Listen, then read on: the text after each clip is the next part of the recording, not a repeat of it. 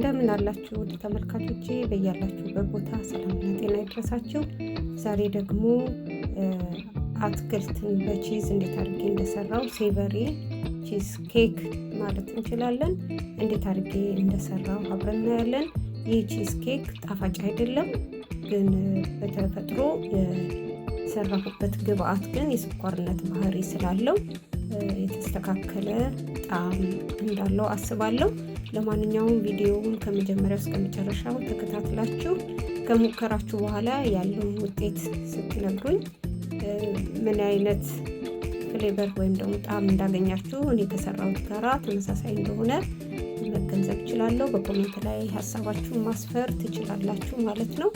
እንግዲህ ዛሬ ወደ እናንተ ይዤ የመጣሁት በቀይ ስር የተሰራ የቺዝ ኬክ ወይም ደግሞ ቺዝ በአትክልት እንዴት አድርጌ እንደሰራው ነው የምናየው።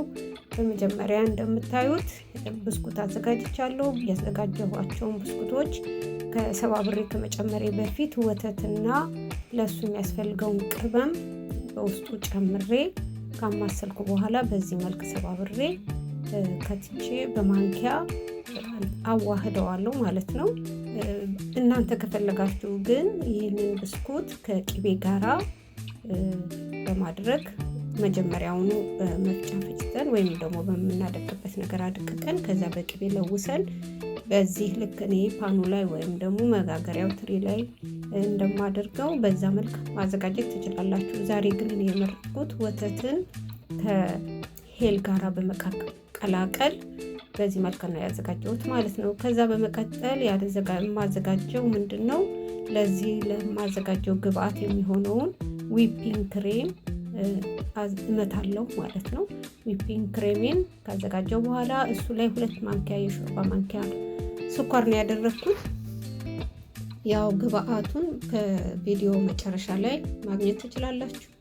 ስለዚህ እንደሱ ካረኩ በኋላ የሚያስፈልጉትን ቅመሞች ያው እንደምታዩት እዚህ ጋር ከሙን የጨመርኩበት። እንዴት ከሙን ትጨምሪያለሽ ልትሉ ትችላላችሁ። የምሰራው ጣፋጭ ሳይሆን ከአትክልት ጋር ስለሆነ አትክልት ደግሞ የሚያስፈልገውን ግብአት ካላደረግንለት በምንመገብበት ጊዜ አንዳንድ ችግሮች ሊፈጠር ይችላል።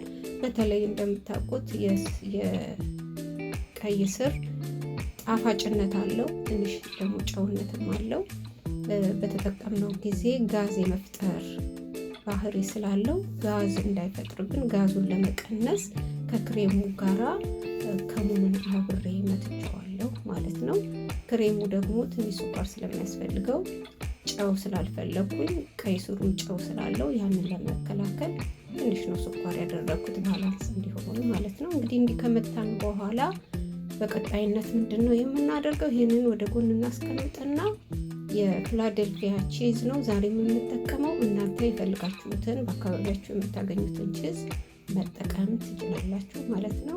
ይህንን ቺዝ አውጥቼ እንደገና በማማሰያ አስተካክለዋለሁ ማለት ነው። ወይም ደግሞ እንዲህ ዋሃድልኝ ከሌላው ግብአት ጋር አዘጋጀዋለሁ በዚህ መልክ ማለት ነው። እንደምታዩት በዚህ በማማሰያው እንደዚህ አላቁጠዋለሁ ወይም ደግሞ እንዲህ ሶፍት ወይም ደግሞ እንዲህ ዋሃድልኝ አዘጋጀዋለሁ ማለት ነው። ይሄንን እንግዲህ እዚህ ውስጥ ደግሞ የሚያስፈልገውን ግብአት አደርግበታለሁ። እዚህ ውስጥ የሚጨምረው ነገር ምንድነው፣ ቁንዶ በርበሬ ትንሽ እጨምርበታለሁ ማለት ነው። እንዲህ ካዘጋጀው በኋላ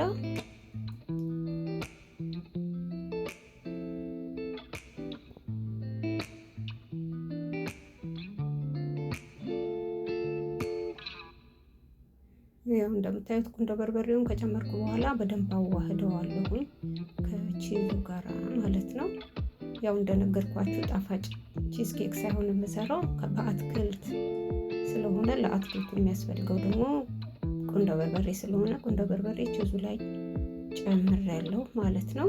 ከዛ በመቀጠል ይሄው እንደምታዩት የጀላቲን ለማዘጋጀት አለብኝ። ዛሬ ጀላቲን ጨምሬ ነው የምሰራው። ጀላቲኑን በለስ ባለ ወተት አማስለዋለሁ ማለት ነው። ጀላቲኑ ሙቀት ባለው ነገር ስናማስለው የሚሆን ቀዝቃዛ ቶሎ ቶሎ ካላማሰል ነው የመጓገል ባህሪ ስላለው በኋላ ላይ በምንጨምረው ግብአቱ ውስጥ አፋችን ላይ ጥሩ ጣዕም ወይም ደግሞ ጥሩ ስሜት እንዳይሰማን ስለሚያደርግ በምናዘጋጅበት ጊዜ ጥንቃቄ ማድረግ ያስፈልጋል። ያው እንደምታዩት በቶሎ ቶሎ እየመታሁት ነው እንዳይጓጉልብኝ። ወተቱን እንደገና ጨምረዋለሁ ማለት ነው።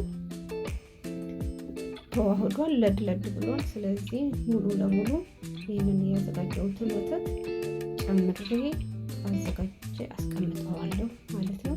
ይህንን እንግዲህ የማደርገው ታዩታላችሁ። በቀጣይነት ምንድነው የማደርገው? ይህንን ያዘጋጀሁትን ጀላቲ ከቺዙ ጋራ አንድ ላይ እቀላቅለዋለሁ ማለት ነው።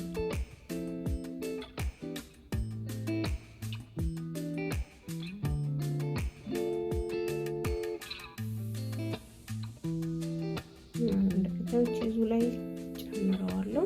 ብትፈልጉ ደግሞ ዊፒንግ ክሬሙ ላይም መጨመር ይቻላል። እኔ ግን ከዚህ ከቺዙ ጋር ስላደረኩት እንጂ የግድ ቺዙ ላይ ይሁን ማለትም አይደለም። በዚህ መልክ ስላዘጋጀሁት ነው። አሁን ይህንን በደንብ አዋህደዋለሁ ከቺዙ ጋር። ከዛ በኋላ ይህንን በደንብ ካዋሃድኩ በኋላ ቺዙና ጀላቲው ከተዋሃደልኝ በኋላ ቀጥታ የማደርገው ምንድን ነው? ቅድም ወደ መታ ነው ዊፒንግ ክሬም እንመለስና ከዊፒንግ ክሬሙ ጋራ እናደባልቀዋለን ማለት ነው። በዚህ መልክ አንድ ላይ ያለውን ቺዙንና ቺዙ የተቀላቀለውን ጀላቲ አንድ ላይ ዊፒንግ ክሬሙ ላይ አዋህደዋለሁ ማለት ነው።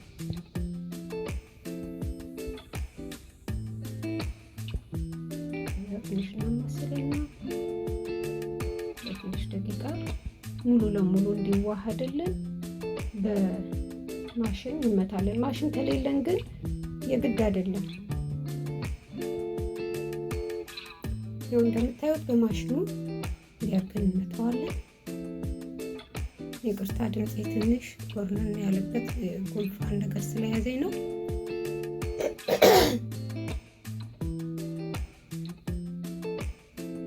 በደንብ እንዲዋሃድልን ስለምንፈልግ ለድለድል እንዲል ቺዙ፣ ጀላቲው፣ ክሬሙ አንድ ላይ እንዲዋሃድ ስለፈለግ ነው።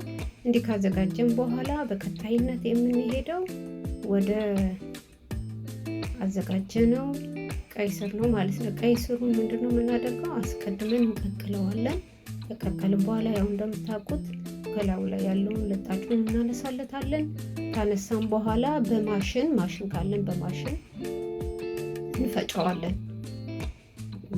በጣም እንዲቀጥን ሳይሆን በቃ ያለውን በራሱ ውሃና ትንሽ ውሃ ጠብ አድርገን በቀልብ ወተት ጨምረን ጁስ ነገር እናደርገውና ከዛ በኋላ ከዚህ ካዘጋጀነው ክሬም ጋራ እንዴት አድርገን እንደምናዋሃድ አሳያችኋለሁ። እዚህ ጋር ለሁለት ነው የከፈልኩት። ለምንድን ነው ለሁለት የከፈልኩት? ይህንን ያዘጋጀሁትን ክሬም አንደኛውን ከቀይ ስሩ ጋራ ለመቀላቀል ነው፣ ሌላውን ደግሞ እንዳለ ለመጠቀም ስለፈለኩ ነው። እንግዲህ እንዴት እንደሰራሁት አብረን እናያለን።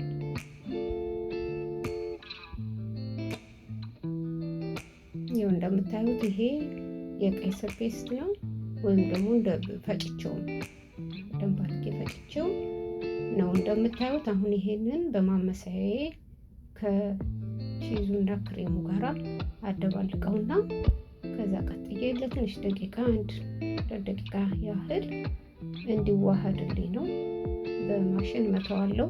ቺዙን ሳቀላቅለው ከለሩ የሆነ ነጭና ፒንክ ነገር ነው የሆነው። ያ የሆነበት ምክንያት ምንድነው? ቀይ ስሩ ቀዝቃዛ ስለሆነ ከዚህኛው ጋር ሳደባልቀው ትንሽ ወተቱን የመሰብሰብ ቅባቱን የመሰብሰብ ባህሪ ያለው፣ ግን ምንም ችግር የለም። ምን ሆነ ብላችሁ እንዳትደናገጡ፣ ምንም አይነት ችግር የለውም። በዚህ መልክ እንግዲህ ካዘጋጀው በኋላ ለትንሽ ደቂቃ 2 ደቂቃ ያህል በማሽኑ መተዋለሁ። ለምንድነው በማሽኑ መተው? በደንብ እንዲዋሃድልኝ እያንዳንዱ ግብአት ፍሌቨሩን እንዲወራረስ ለማድረግ ነው። ያው በዚህ መልክ እንተዋለን። እናንተ በማመሳያው በደንብ እንደሚገባ ካዋሃዳችሁ የግድ ማሽን መጠቀም አስፈላጊ አይደለም። ማሽን ካለን ማሽኑ ስለሚያቀልልን ነው። ማሽን ከሌለን ግን የግድ ማሽን ስለሌለን ይህንን ግብአት መስራት አልችልም ብለን መዘናጋት የለብንም። እንዲሁ ባለን እቃ እንድትሰሩ አበረታታችኋለሁ። ይህንን ነገር ሞክራችሁ ያገኛችሁትን ውጤት ብትነግሩኝ ደግሞ በጣም ደስ ይለኛል። በኮሜንት ላይ ሀሳባችሁን ብታሰፍሩልኝ። ቪዲዮውን ደግሞ ስታዩት ከወደዳችሁት ለእናንተ ደስ የሚላችሁ ወይም የሚያነሳሳችሁ ከሆነ ኮሜንትን በመጻፍ ላይክ፣ ሼር በማድረግ ሰብስክራይብ በማድረግ ቤተሰብ እንድትሆኑ ጠይቃችኋለሁ። ሰብስክራይብ ስታደርጉ ደግሞ ደውሏን መንካታችሁን አትዘንጉ። እንግዲህ ይህንን ለሁለት ከፍዬ ሞላዋለሁ ማለት ነው። ያው ፈሳሽነት ስላለው በቀላሉ የፓኑን ቅርጽ ይይዝልናል። በእጃችን ትንሽ ዞር ማድረግ ነው። ከዛ ወደ ፍሪጅ ለአንድ 10-15 ደቂቃ አስቀምጠዋለሁ ማለት ነው።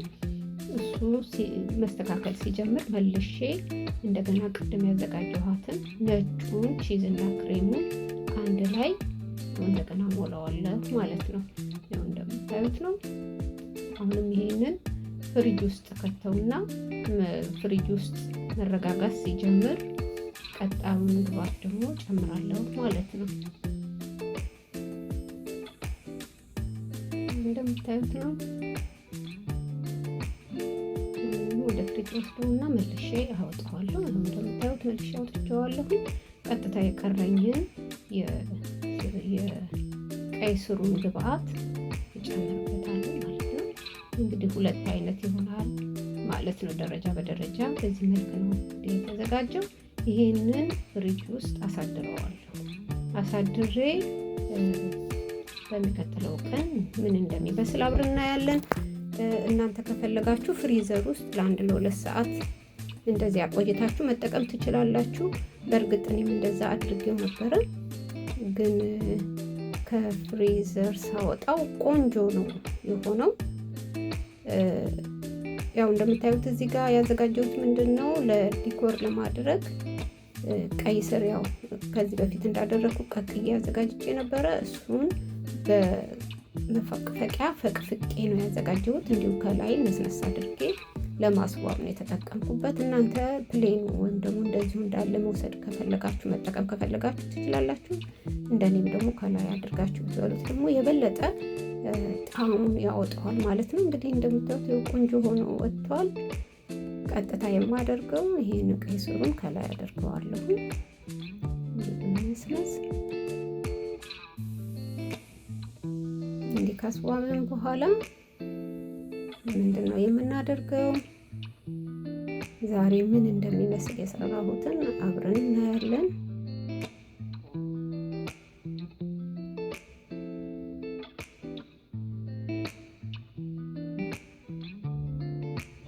ከዛ ቆርሰውና ውጤቱ ምን ይመስላል? እንግዲህ ይህንን ቪዲዮ ከወደዳችሁት ላይክ፣ ሼር፣ ኮሜንት፣ ሰብስክራይብ አድርጉ። በሚቀጥለው ደግሞ ሌላ ግብአት ይዤ እናንተ እመጣለሁ።